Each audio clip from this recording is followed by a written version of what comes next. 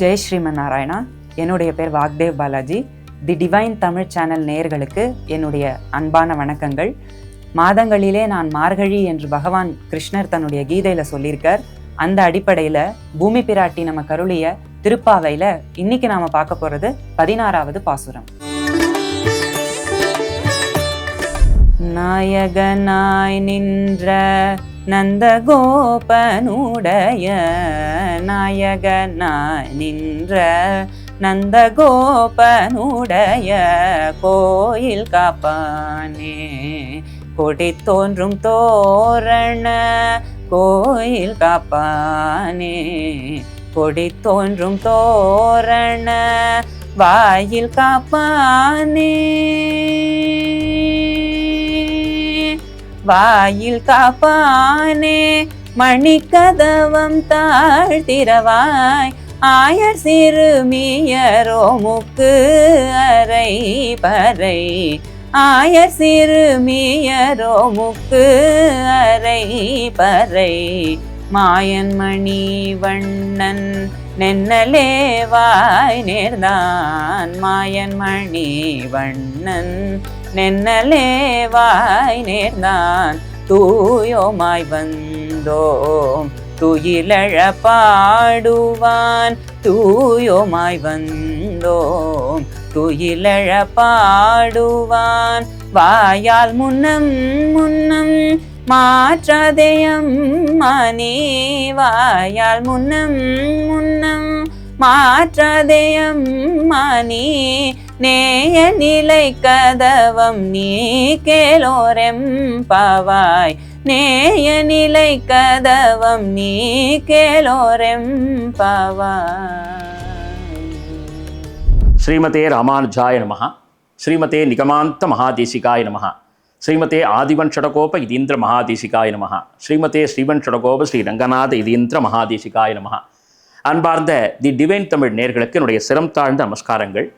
மார்கழி மாதத்திலே 16வது நாளிலே ஆண்டாள் பெருமாட்டி விசேஷமாக நாயகனாய் என்று சொல்லக்கூடிய பாடலிலே என்ன சொல்லப் போகிறாள்?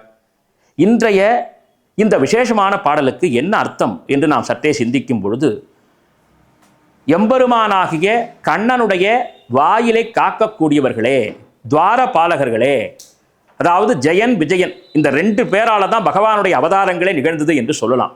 அப்படிப்பட்ட வாயிலை காக்கக்கூடியவர்களே, ஆயர் சிறுமியர்கள், நாங்கள் எல்லாம் ஆயர்குல சிறுமியர்கள், அந்த மணிக்கதவத்திற்கு அதிர்வுகள், அதாவது பகவான் சயனித்திருக்கக்கூடிய அந்த வைகுண்டத்தினுடைய அற்புதமான அந்த மணிக்கதவிற்கு அருகாமையில நாங்கள்லாம் நின்றுட்டு இருக்கோம்.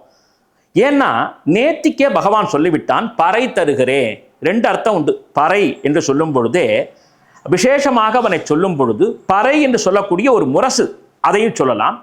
நாராயணனே நமக்கே பறை தருவான் என்றால் பரம் என்று சொல்லக்கூடிய வைகுண்டத்தை தரக்கூடியவனும் அவனுமே, இரட்டை பொருளை கூட சொல்லலாம். ஆனால் இந்த இடத்துல ஆண்டாள் சொல்றது பறைன்னு சொல்லக்கூடிய சிறிய முரசை தரேன்னு சொன்னா, அதை வாங்கிறதுக்காக தான் நாங்கள் எல்லாரும் இங்கே வந்து நின்றுகிட்டு இருக்கோம், அவன் புகழை பாடிக்கொண்டிருக்கிறோம்.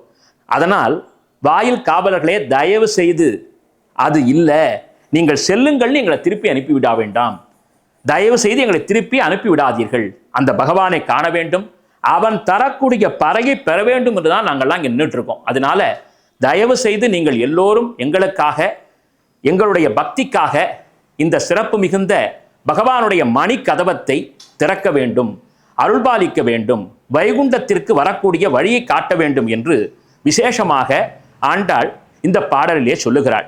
இதன் மூலம் நமக்கு ஆண்டாள் சொல்லக்கூடிய விஷயம் என்ன என்று பார்க்கும் பொழுது, எத்துணை தடைகள் இருந்தாலும் சரி, எத்துணை விதமான பிரச்சனைகள் வந்தாலும் சரி, நாம் பக்தியை மனதிலே நிலை கொள்ள வேண்டும்.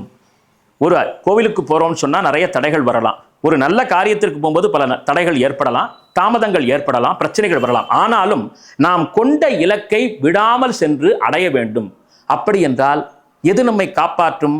அவனிடத்திலே கொண்ட பக்தி காப்பாற்றும், அவனுடைய நாமங்கள் காப்பாற்றும். அதனால அந்த நிலை கதவான வைகுண்ட வாசல்ல வந்து நின்றுகிட்டு இருக்கோம். அதனால வாயில் காப்பவனே, எங்களுக்காக அந்த வாயில் கதவை திறந்து வையும், பகவானை நாங்கள் தரிசனம் செய்வதற்கு அருள்பாலிக்க வேண்டும் என்று பேசுவதாக ஆண்டாள் இந்த சிறப்பாக இந்த பாசுரத்திலே அருளுகிறாள். எனவே இந்த பாடலின் மூலமாக நாம் என்ன செய்ய வேண்டும்? பகவானிடத்திலே பிரார்த்தனை செய்ய வேண்டும், அவனிடத்திலே சரணாகதி செய்ய வேண்டும் என்று சொல்லி அவன் திருவடியை ஸ்மரிக்குமாறு சொல்லுகிறாள் ஆண்டாள். யார் மூலமாக? வாயில் காவலர்கள் மூலமாக. நாமும் ஆண்டாள் காட்டிய பாதையிலே செல்வோம், அரங்கனின் பதமலரை அடைவோம். ஓம் நமோ வெங்கடேசாய்.